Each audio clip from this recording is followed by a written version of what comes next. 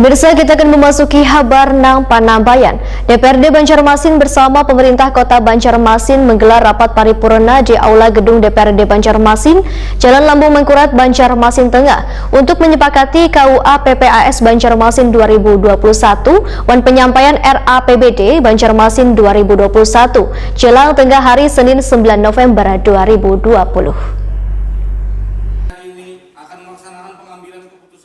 DPRD Banjarmasin bersama pemerintah Kota Banjarmasin menggelar rapat paripurna di Aula Gedung DPRD Banjarmasin, Jalan Lambung Mangkurat, Banjarmasin Tengah, jelang tengah hari Senin 9 November 2020. Paripurna nang dihadiri Kepala Wan Perwakilan SKPD di lingkup Balai Kota Banjarmasin tersebut untuk menyepakati KUA PPAS Banjarmasin 2021 wan penyampaian RAPBD Banjarmasin 2021.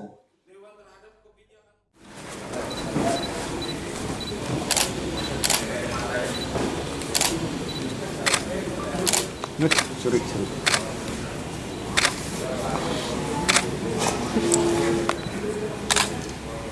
Gisang-gisang bola. Dia mencari gisang-gisang mantap.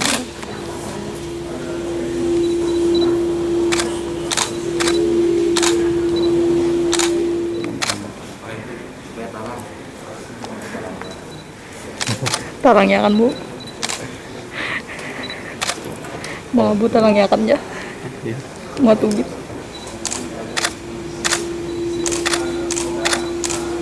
Belum.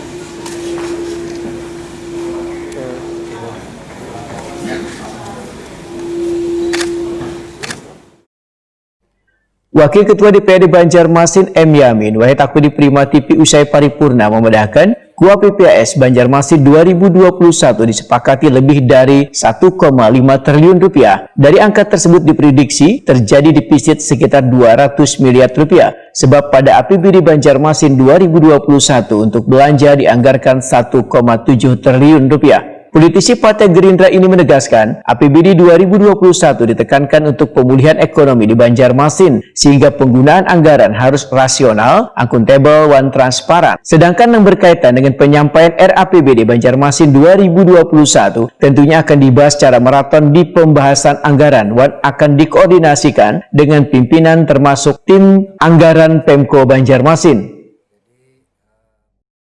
Selesai penetapan KUA PPAS dan dilanjutkan tadi paripurna penyampaian APBD 2021.